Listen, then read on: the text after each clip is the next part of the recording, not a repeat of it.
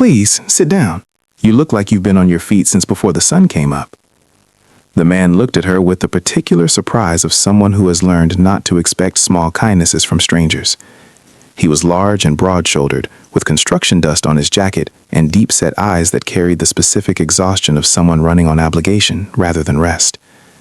The subway car was crowded and loud, and no one else had looked at him twice.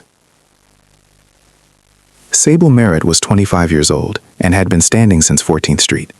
She was on her way home from a 12-hour nursing assistant shift at a rehabilitation center, still in her scrubs, feet aching in the particular way that becomes invisible after a while, because you stop having the energy to notice it. She had one hand on the overhead rail and her bag on her shoulder, and she had been perfectly prepared to stand the remaining 8 stops. Then, the man had boarded at 22nd, and she had seen his hands, calloused, white with dust at the knuckles, trembling very slightly the way hands tremble when the body has simply used everything it had, and she had stood up without debate. "I'm fine," he said. His voice was low and careful. "I know," she said. "Sit anyway." He sat. She held the rail above him, and they rode in the particular intimacy of strangers sharing an unremarkable kindness, and neither of them said anything for 2 stops. Then he said, quietly, "Thank you. I mean it." She smiled. Everyone deserves to sit down sometimes. His name was Cresswell Vane. He was 33 years old.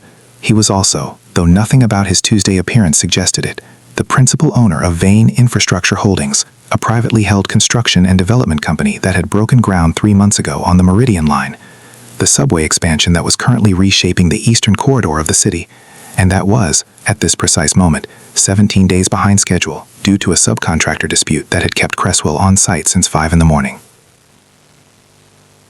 He made a habit twice a month of putting on work clothes and spending a full day on the ground with his crews, not as inspection, as presence. His father had taught him that, a man who built roads his whole life and believed you couldn't lead people whose work you'd never done. Cresswell believed it too. He arrived before the foreman and left after the last pour, and today had been an exceptionally long pour. He looked at the young woman holding the rail above him.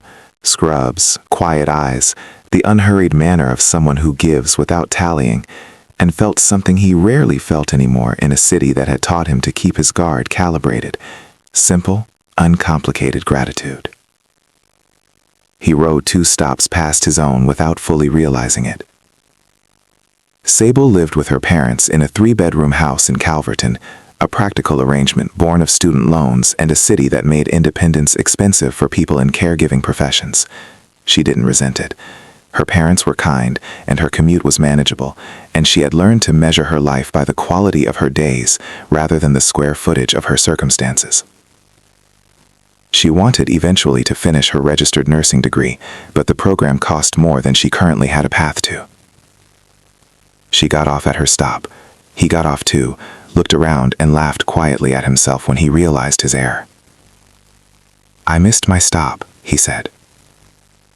"Thinking about something?" she asked. "You, actually," he said, and then immediately looked like a man who had said an honest thing too quickly and wasn't sure how it had landed. "I mean, I was thinking about what you said, that everyone deserves to sit down sometimes." He paused. "I haven't thought about things that simply in a while." She looked at him for a moment. "Hard week?" "Hard several months." She nodded slowly. There was a small coffee cart at the top of the station stairs, the kind that exists in every city at every hour for people who need one more thing to hold. "There's decent coffee up there," she said, "if you're not in a rush to catch the next train back." They stood at the cart for 20 minutes.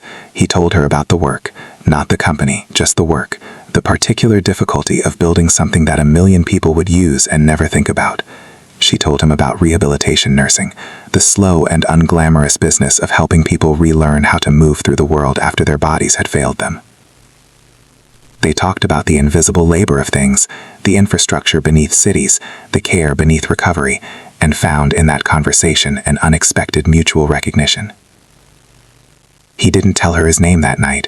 She didn't ask. They parted at the cart and went their separate directions, and Sable rode home thinking about the strangeness of honest conversation with a stranger, and how rarely it happened, and how much she needed it without knowing. 3 weeks later, her nursing program sent a department-wide email announcing a new scholarship endowment, fully funded, covering tuition and a living stipend for 2 students in the accelerated RN program. The endowment had been established anonymously through a foundation connected to an infrastructure development firm. The selection criteria demonstrated commitment to caregiving, financial need, academic readiness. Sable applied because her supervisor told her to. She received it because she was exactly who the criteria described. She didn't connect it. There was no reason to. She was 4 months into the program when she saw him, a panel discussion at the university on urban development and community infrastructure. She attended because the moderator was a professor she admired. The third panelist was introduced as Cresswell Vane, founder of Vane Infrastructure, currently overseeing the Meridian Line expansion. She recognized his hands before she recognized his face. After the panel, she waited until the room had thinned. He saw her across the room, and something in his expression moved. Recognition, and underneath it, something careful and pleased. "The subway," he said. "The subway," she confirmed. A pause. "The scholarship." He was quiet for a moment, not uncomfortable, just present with it. "You deserved it," he said. "The criteria were genuine. I didn't design them around you. I designed them around what the city needs more of. You just happen to be exactly that." She looked at him steadily. "You could have told me who you were." "You didn't give me your seat because of who I was," he said. "I didn't want gratitude to be the reason you remembered me." The silence between them was warm rather than heavy. "I remembered you anyway," she said quietly, "because of what you said, that you hadn't thought about things that simply in a while." He nodded slowly. "I've been thinking more simply since." Kindness offered to a dusty stranger on a crowded train, no calculation, no audience, no expectation, has a weight that cannot be measured in the moment. It lands somewhere real. It reminds a tired person that they are seen. And sometimes, in ways you could never predict or plan, it finds its way back to you, not as reward, but as proof that what you gave mattered. Give your seat. Mean it. That's enough. If this story touched your heart, please like, share, subscribe, and comment. Let's spread more stories of kindness and hope together.